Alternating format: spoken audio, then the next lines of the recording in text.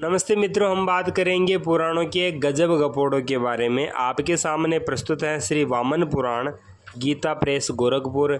इसका अध्याय नंबर 5, दक्ष यज्ञ का विध्वंस।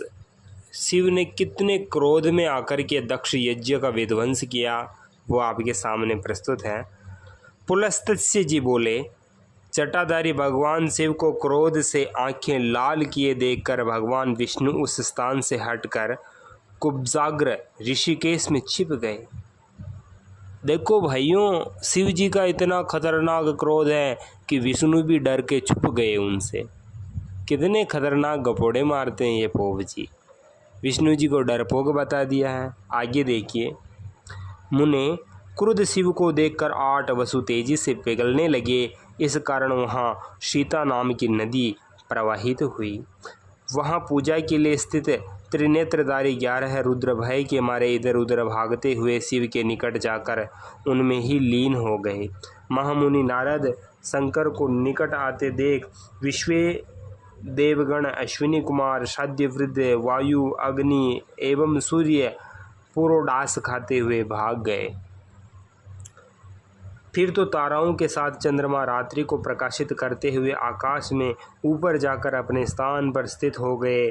इधर कश्यप आदि ऋषि शतरुद्रीय मंत्र का जाप करते हुए अंजलि में पुष्प लेकर विनीत भाव से खड़े हो गए। इंद्रादि सभी देवताओं से अधिक बलि रुद्र को देखकर दक्ष पत्नी अत्यंत दीन होकर बार बार करुणा विलाप करने लगी। इधर क्रुद्ध भगवान शंकर ने थप्पड़ों के प्रहार से अनेक देवताओं को मार गिराया। देखो शिव जी का कितना खतरनाक क्रोध है।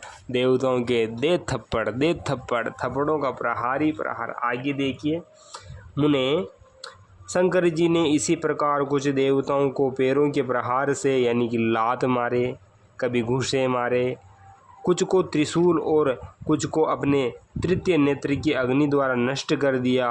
उसके बाद देवों एवं असुरों का संहार करते हुए शंकर को देखकर पूषा देवता अन्यतम सूर्य क्रोधपूर्वक दोनों बाहों को फैलाकर शिव जी की ओर दौड़े। त्रिलोचन शिव ने उन्हें अपनी ओर आते देखकर एक ही हाथ से उसकी दोनों भुजाओं को पकड़ लिया। शिव द्वारा सूर्य की पकड़ी गई दोनों भुजाओं की अंगुलियों से चारों ओर रक्त की धारा प्रवाहित होने लगी। वाह गपोड़ी लालो वाह, कितने खतरनाक गपोड़े हैं आपके। क्या सूर्य से नीचो करके आपने खून निकाल दिया? सूर्य तो जड़ वस्तु है, पर आप नहीं मानोगे। कोई बात नहीं, नहीं मानते तो आगे देखिए।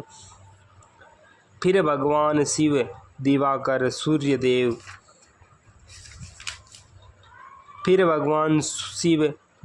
सूर्यदेव को अनंत वेग से ऐसे घुमाने लगे जैसे सिंह हिरण शावक को घुमाता है। नारद जी अत्यंत वेग से घुमाए गए सूर्य की भुजाओं के स्नायु बंध टूट गए। वे बहुत छोटी छोटी नष्ट प्राय हो गई। सूर्य के सभी अंगों को रक्त से लथपथ देखकर उन्हें छोड़कर शिवजी दूसरी ओर चले गए। उसी समय हंसते एवं दांत दिखलाते हुए पूषा देवता यानी कि 12 आदित्यों में से एक सूर्य कहने लगे, ओ कपालिन आओ, इधर आओ।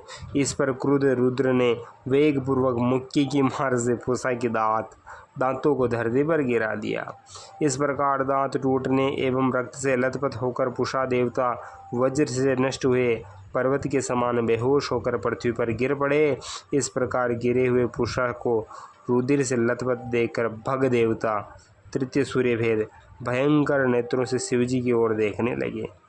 इससे क्रुद्ध त्रिपुरांतक शिव ने सभी देवताओं को क्षुब्ध करते हुए हथेलियों से पीटकर भग की दोनों आंखें पृथ्वी पर गिरा दी। फिर क्या था, सभी दशों सूर्य इंद्र को आगे कर मरुद गुणों एवं अग्नियों के साथ भय से दसों दिशाओं में भाग गए। मुने देवताओं के चले जाने पर प्रहलाद आदि दैत्य महेश्वर को प्रणाम अंजलि बांधकर खड़े हो गए। इसके बाद शंकर उस यज्ञ मंडप को तथा सभी देवताओं को दग्ध करने के लिए क्रोधपूर्ण और घोर दृष्टि से देखने लगे। इधर दूसरे वीर महादेव को देखकर भय से जहाँ तहाँ छिप गए। कुछ लोग प्रणाम करने लगे, कुछ भाग गए और कुछ तो भय से ही सीधे यमपुरी पहुंच गए। कितने खतरनाक मारपीट करते हैं शिव जी। शिव जी से बड़े तो कोई नहीं होंगे। सारे देवताओं की दे धगाधक पिटाई कर डाली उन्होंने, कभी लातों से तो कभी पैरों से, कभी घूंसों से। बहुत पीटा, देवताओं की हालत बिगड़ गई। शिव जी बहुत क्रोधित है, इसलिए सावधान रहा करो।